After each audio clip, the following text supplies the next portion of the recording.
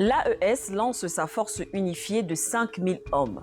Le président malien et président de l'AES, le général d'armée Assimi Goïta, a officiellement remis l'étendard à la force unifiée de l'AES, actant ainsi l'entrée en activité de cette force multinationale inédite, pensée par le Sahel pour le Sahel.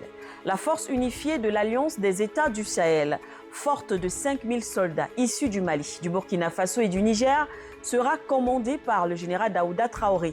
Elle n'a pas été pensée à Paris, à Bruxelles ou à New York. Elle a été pensée à Bamako, à Ouagadougou et à Niamey.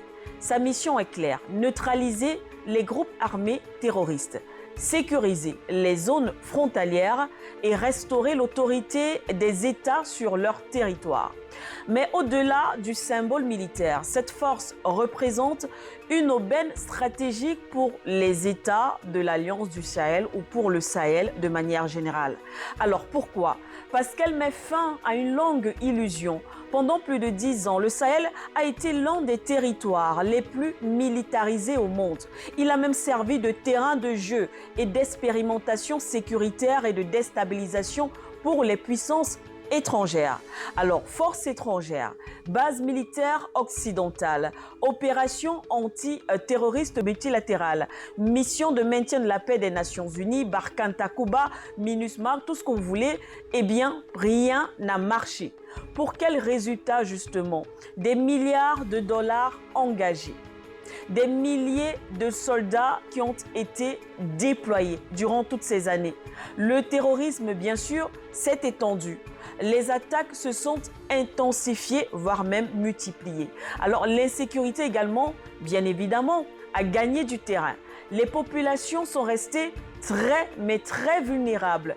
Les missions onusiennes, par exemple comme la MINUSMA, comme on l'a dit, censées stabiliser la région, n'ont pas produit de résultats durables. Les forces étrangères présentées comme indispensables n'ont pas éradiqué la menace. Pire, elles ont parfois figé, contenté, voire même alimenté ces conflits, créé une dépendance sécuritaire et affaibli la capacité de décision des États sahéliens.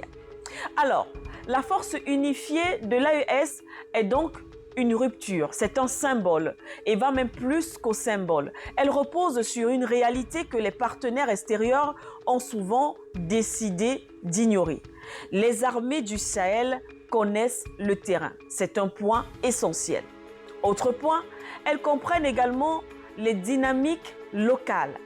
Un autre point important à relever, elles partagent les mêmes menaces, Burkina Faso, Mali ou encore Niger. Elles ont également un intérêt vital justement à gagner cette guerre.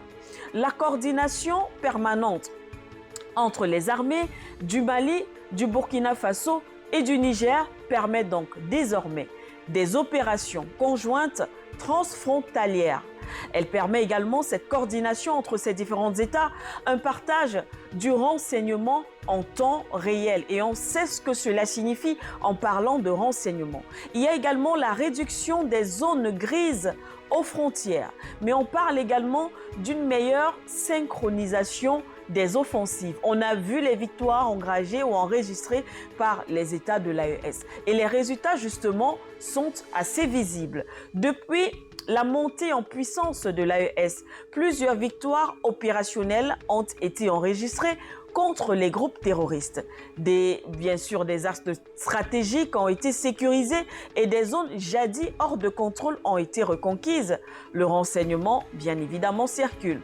Eh bien, c'est là l'essentiel. Le Sahel démontre qu'il peut se défendre dorénavant par lui-même. Lancée en septembre 2023 comme une alliance sécuritaire, puis transformée en confédération en juillet 2024, l'AES a franchi une étape décisive en quittant également la CEDEAO, c'était en janvier 2025. Un choix assumé, motivé par une volonté claire, rompre avec les modèles imposés et reprendre la souveraineté sécuritaire. Rompre avec l'illusion d'une intégration sous tutelle. Rompre, bien évidemment, avec la peur de désobéir. La force unifiée de l'Alliance des États du Sahel marque donc la fin d'une dépendance structurelle. Elle signifie que la sécurité du Sahel ne sera plus sous-traitée. Elle signifie également que les États sahéliens ne vont plus déléguer leur survie. En clair, le message est limpide, le message est sans ambiguïté.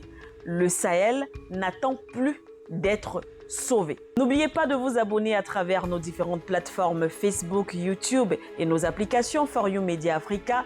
Likez, commentez et partagez.